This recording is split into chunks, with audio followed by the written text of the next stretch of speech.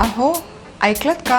मधुराज रेसिपीला सबस्क्राईब करताना घंटी पण वाजवा, म्हणजे जेव्हा माझ्या रेसिपीज ऑनलाईन येतील तेव्हा तुमच्या फोनची ही घंटी वाजेल. टिंग टिंग. नमस्कार, मी मधुराज रेसिपी मराठीमध्ये तुम्हा सर्वांचं खूप खूप खूप मनापासून स्वागत. आज आपण तिळगुळाची वडी कशी बनवायची ते बघतो. यापूर्वीही आपण बघितलेली आहे. तिळगुळाचे लाडू कसे बनवायचे ते बघितले, गुळपोळी कशी बनवायची ते बघितले, भोगीची भाजी कशी बनवायची ते बघितले, बाजरीची भाकरी बघणार आहोत. अशा संक्रांतीच्या खूप साऱ्या रेसिपीज बघितलेल्या आहेत, त्याची प्लेलिस्ट पण आहे, ती पण तुम्ही चेक करू शकता. तर ही परफेक्ट अशी वडी करणार आहोत. जनरली काय होतं, गुळ जो आपल्याला बाजारात मिळतो त्यामध्ये खूप व्हेरिएशन असतं. म्हणजे चिक्कीचा गूळ असतो आणि एक नॉर्मल गूळ असतो. चिक्कीचा गूळ वापरला तर वडीला डार्क रंग येतो, थोडीशी चिकट होते, कडक होते. नॉर्मल गूळ वापरला तर भुसभुशीत होते. आता हेच आपण एकत्र करणार आहोत, कोलॅब करणार आहोत चिक्कीचा गुळ आणि नॉर्मल गुळाचं. आणि यापासून आपण परफेक्ट अशी मौसूद दुकानात मिळते अशी वडी कशी बनवायची ते बघतोय. साहित्य: 3 पाव कप इथे पांढरे तीळ घेतलेत. तीळ हे कपचं मेजरमेंट आहे, त्याऐवजी तुम्ही वाटी घेऊ शकता. एक मोठी वाटी घ्या आणि त्याप्रमाणे मेजरमेंट्स तुम्ही करून घेऊ शकता. 3 पाव कप म्हणजे 1 कप आणि त्याला थोडंसं कमी, आणि अर्धा कपला थोडंसं जास्त. अर्धा कप इथे साधा गुळ आहे, नॉर्मल जो आपण वापरतो तो, आणि अर्धा कप चिक्कीचा गुळ. या दोन्हीच्या कॉम्बिनेशनमुळे काय होतं, आपली वडी परफेक्ट बनते. खूप कडक नाही होत, मऊ आणि भुसभुशीतही नाही होत. त्यानंतर 1 पाव कप आपल्याला सुकं किसलेलं खोबरं हवं आहे, पाव कप शेंगदाण्याचा कूट, वेलची पूड 1 पाव चमचा आणि थोडंसं जायफळ, आणि त्याचबरोबर 1 चमचाभर साजूक तूप. तर सगळ्यात आधी आपल्याला तीळ भाजून घ्यायचे. तर तवा गरम केलेला आहे मीडियम हीटवर.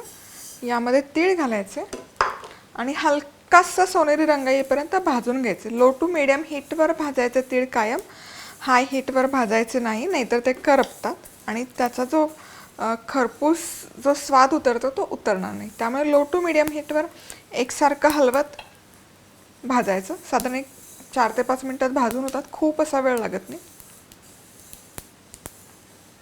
चला तर मग छानपैकी खरपूस असे हे तीळ भाजलेले आहेत. आता एका प्लेटमध्ये काढून घेऊया.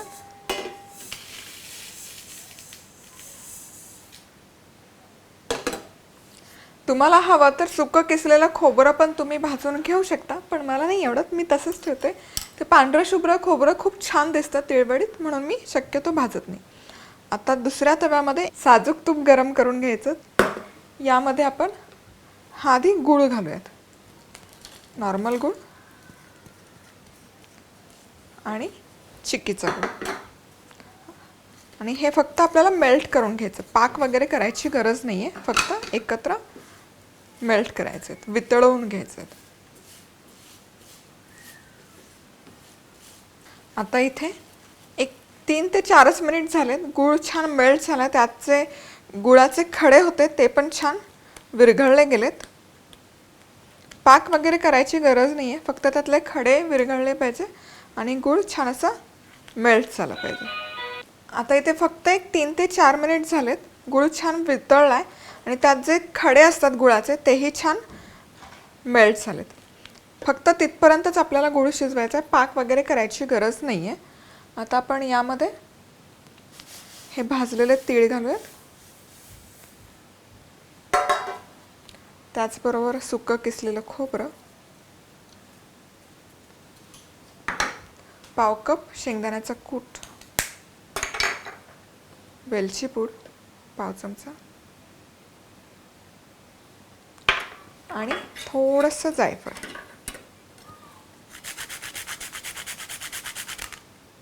जायफळाचा स्वाद खूप छान उतरतो. आता हे पटकन आपण एकजीव करून घेऊयात, मिक्स करून घेऊयात.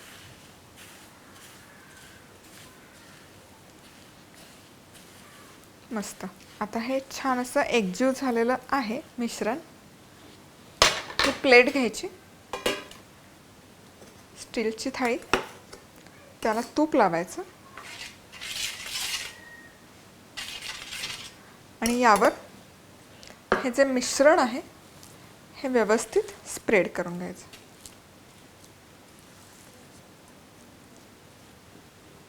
मस्त.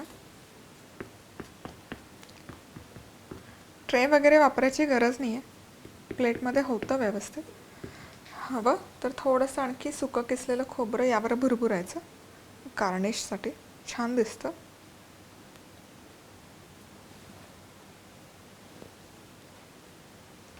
जबरदस्त. थोडंसं प्रेस करूयात आणि हे थोडंसं आपल्याला थंड करून घ्यायचं, खूप नाही, एक 5 ते 10 मिनिट. सेट व्हायला लागली की मग आपण याचे पीसेस करायला सुरुवात करूयात. हलकंसं थंड झालं होत आलं हे मिश्रण की सुरी घ्यायची, मी इथे पिझ्झा कटर घेते आणि याच्या वड्या करून घ्यायच्या.